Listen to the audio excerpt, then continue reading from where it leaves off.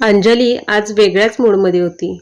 आजी आजोबांनी एक गुड न्यूज दिली की तुला बघायला आजोबांच्या मित्राच्या ओळखीतला मुलगा येणार आहे. तू उद्या घरी राहा अंजू. आजी म्हणाली. अगं पण तू त्याच्याविषयी मला काहीच सांगितलं नाही. तेवढ्यात बाबा म्हणाले, सांगतो अंजू, आम्हाला कालच समजलं.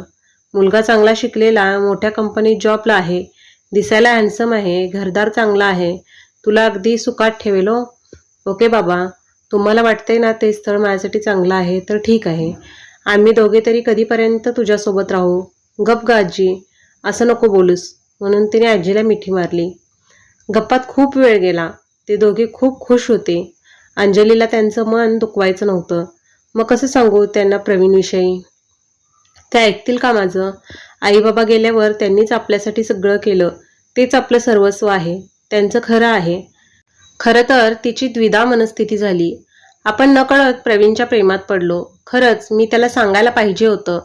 आता कसं विचारू त्याला? काय करू काही समजत नव्हतं. जाऊ दे, आजी आजोबांचे खूप उपकार आहेत असं म्हणून ती स्वतःची समजूत काढत होती.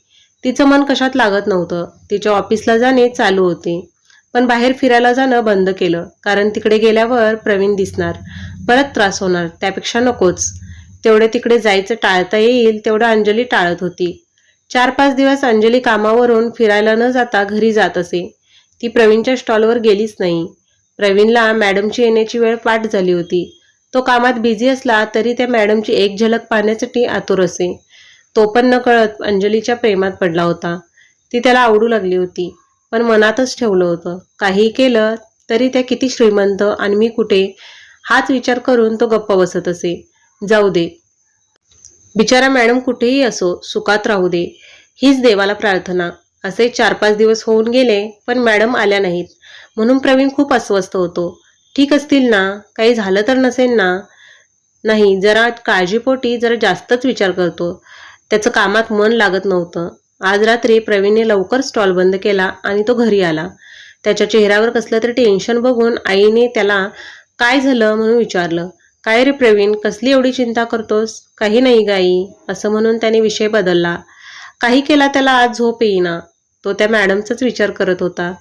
आज रविवार, सुट्टी असल्याने पाहुणे येणार म्हणून नोकर मंडळी व आजी आजोबा सगळी तयारी करत होते. देव, अंजलीला बघायला येणारा मुलगा. त्याला तिच्याबद्दल माहिती होती आणि त्याला ती आवडत होती. तो आणि त्याचे आई वडील आले. त्यांचं छान स्वागत केलं. अंजलीचे आजी बाबा आणि देवचे आई वडील चर्चा करू लागले. अंजलीवरती तयारी करून बसली होती. ती सगळं विसरून यासाठी मनापासून तयारी करून बसलेली. तिला आजीबाबांना दुखवायचं नव्हतं. अंजलीने आजीबाबा आणि प्रवीणचे आई बाबा बोलत होते. प्रवीणही अंजलीला पाहण्यासाठी आतुर झाला होता. तोही ती कधी खाली येईल याची वाट बघत होता. तेवढ्यात तिच्या बाबांनी आजीला तिला बोलवायला सांगितलं. अंजलीला खाली बोलवण्यात आलं. अंजली दिसायला तर छान होती, पण साडीमध्ये तर आणखी सुंदर दिसत होती. देव तिच्याकडे बघतच होता. अंजलीला सगळी माहिती होती आणि शिवाय देवबद्दल सगळी माहिती आजीबाबांनी दिली होती, म्हणून तिने होकार दिला. देव तर जाम खुश झाला. आज साडीच्या लुकमध्ये अंजली खूप सुंदर दिसत होती. त्याला ती खूप आवडली. तसं त्याने तिला पाहिलं होतं. त्याच्या आईबाबांनाही ती आवडली. आजी आजोबांच्या चेहऱ्यावरचा आनंद तिच्यासाठी खूप महत्वाचा. त्यांनी होकार देताच त्यांना खूप आनंद झाला. तिलाही काही हरकत नव्हती. सगळ्यांना खूप आनंद झाला. लवकर लवकर एंगेजमेंट करून पुढची बोलणी करू असे देवचे घरचे म्हणाले. अंजलीला आणि घरच्यांना काही हरकत नव्हती. तशी दोन्ही कुटुंबे अगोदरच परिचयाची होती. पाहुणे गेले. अंजलीला थोडं बरं वाटलं. आजी आजोबांची तर तयारी कशी करायची याची चर्चा सुरू झाली. आज तिला पुन्हा प्रवीणची आठवण आली, पण ती त्याला विसरायचं ठरवते आणि एकदा त्याला भेटायचं ठरवते, आणि तेही शेवटचं. ती प्रवीणच्या स्टॉलकडे गेली. प्रवीणला तिला येताना पाहून खूप आनंद झाला. अंजली येताच त्याने विचारलं, काय मॅडम, कशा आहात? कुठे गेला होता? आला नाही इकडे म्हणून विचारलं. अंजली खोटं हसू चेहऱ्यावर आणत कामात होते, बिझी होते असं सांगते. प्रवीणचं या उत्तराने समाधान झालं नाही, पण तो काय बोलणार? तिने आईस्क्रीम घेतलं आणि तिथेच खात बसली. खूप वेळ झाला तरी विचार करत ती तिथेच बसली. तिला वाटलं होतं आपले लग्न ठरले हे सांगू का नको नको, याच्या चेहऱ्यावरची स्माईल हरवू द्यायची नाही. तिने हसत प्रवीणचा निरोप घेतला. प्रवीणचा आनंद गगनात मावत नव्हता. अंजलीला पाहून लग्न ठरले याचा आनंद म्हणावा तेवढा झाला नव्हता. पण आपण इथून पुढे प्रवीणकडे कधीच जायचं नाही. आजपासून तिने त्याला विसरायचं ठरवलं. तसे पण त्याने कुठे प्रेम आहे असं म्हटलंय. फक्त माझंच प्रेम होतं जे मी व्यक्त करू शकले नाही. आणि तेच बरं झालं, नाहीतर आज काय झालं असतं. आणि आता तर मी लग्नाला देवने हो म्हटलंय तर त्याचाच विचार करेन. त्याच्याशी नवीन नातं जोडायचं, तर ते नातं मनापासून तिने स्वीकारायचं ठरवलं होतं. आता आपण फक्त आणि फक्त देवचा विचार करायचा. ती दुसऱ्या दिवशी ऑफिस सुटल्यावर देवला भेटायला जात असे. आज ती ऑफिसमधून लवकर येऊन देवला भेटायला जायचं म्हणून छान तयारी करून ती कॉफी शॉपमध्ये गेली. देव तिच्या आधी येऊन बसला होता. अंजली सॉरी म्हणाली. देव, इट्स ओके अंजली. त्याने एकमेकांसोबत कॉफी घेत गप्पा मारल्या. सगळं एकमेकांबद्दल जाणून घेत होते. गप्पामध्ये खूप वेळ झाला. बाय म्हणून अंजली जायला निघते. देव पण तिथून निघतो.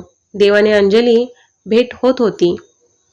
अंजलीही त्याला वेळ देऊन त्याच्याबद्दल जाणून घेत होती. पण एकच गोष्ट अंजलीला खटकत होती. देवचे जे मित्र होते ते काही बरे वाटत नव्हते. पैसेवाली मुलं ती वाटेल तसं वागत.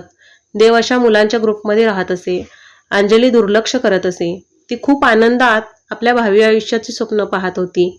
देव पण चांगला आहे, आपल्याला समजून घेतो. अंजली देवला फोनवर वेळ भेटला की बोलत असे. त्यांचा साखरपुडा पण लवकरच होणार होता. त्याच आनंदात होती. अंजलीला देवने एका ठिकाणी भेटायला बोलवलं. ती वेळेच्या 1 तास अगोदर जाऊन त्याला सरप्राईज द्यावं म्हणून लवकर निघाली. समोर बघते तर काय, देव अगोदरच आपल्या मित्रांसोबत एका बेंचवर बसून बोलत होता. ती पाठीमागून जाऊ लागली. पण जवळ गेली तेव्हा देव त्याच्या मित्रांना जे काही सांगत होता ते ऐकल्यावर पावले तिथे स्थिरावली. त्याचं लक्ष पुढे होतं. तो म्हणत होता, मला अंजलीशी लग्न करायचं नव्हतं, पण आई बाबा आहेत ना, त्यांना ती खूप आवडली. अरे पण तू कसा काय तयार झाला? काव्याचं काय? पण तू अंजलीला काव्याबद्दल सांगितलं नाही का? नाही रे सांगितलं. मी तिलाही आणि आई वडिलांनाही नाही सांगितलं. अरे वेड्यांनो, अंजली वेल एज्युकेटेड आहे, जॉब करते.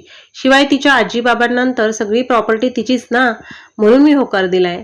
तिला काही यातलं कळणार नाही. ओके, त्या काव्याचं बघू नंतर काय ते. असं देवचं बोलणं ऐकून अंजलीच्या पायाखालची जमीन सरकली. ती तिथून पाठीमागे आली. ती बाहेर येऊन खूप रडू लागली. आपण कोणाचं वाईट केलं? आपण आता ज्या देवशी नवीन नातं जोडायला चाललोय तो असा बोलेल, असा असेल, हे तिला माहीतही नव्हतं. तरी तिने त्याच्यावर विश्वास ठेवला. देव करो की हे सगळं खोटं ठरो. आजीबाबांना लग्न नाही झालं तर वाईट वाटेल.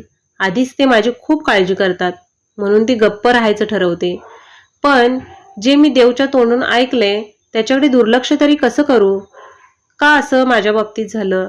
कसं आहे ना देव, मला नावापुरतं लग्न करून याला फक्त प्रॉपर्टी हवी आहे. किती लालची माणसं असतात ना. अंजलीने स्वतःला सावरलं. विचार केला. बरं झालं लवकर समजलं, नाहीतर काय झालं असतं. ती घरी येऊन आजीबाबांना सगळं सांगणार होती. तिला त्याच्या बोलण्यामुळे धक्काच बसला होता. तिने त्याची माहिती आणि चौकशी करायची ठरवली होती. पण अशा माणसासोबत आयुष्य कसं सुरू करू? एक मन असंही म्हणत होतं, कुणाला सांगू आणि काय करू, अशी तिच्या मनाची अवस्था झाली होती. आपण नवीन नातं जोडायचं म्हणून ज्याच्यावर विश्वास ठेवला, कुठेतरी ज्याच्यासोबत आयुष्याची स्वप्ने रंगवायला रेखाटू लागले, पण त्या देवला तर फक्त माझा पैसा आणि प्रॉपर्टी हवी आहे. बरं झालं माझं नशीब लवकर काय ते समजलं. ती त्याला न भेटताच तिथून निघाली. दूर येऊन रडत बसली होती. खूप वाईट वाटत होतं मनाला. देव मात्र तिची वाट बघत होता. चिडला होता, रागावला होता, फोन करून त्रासला होता. पण तिने मात्र फोन बंदच करून टाकला. तिने भावी आयुष्याचं देवसोबत सुंदर चित्र रेखाटलं होतं. पण कुणीतरी यावं आणि ते चित्रावर पाणी सांडावं आणि ते चित्र खराब व्हावं. तसंच झालं होतं तिचं. अंजली देवने तिच्याविषयी असं बोलल्यामुळे ती दुखावली तर गेली होती, पण तिला धक्का बसला होता. हा देव असा असेल अशी कल्पनाही तिने केली नव्हती. उर्वरित कथा पुढच्या भागात पाहू. कथा आवडल्यास चॅनलला सबस्क्राईब करा.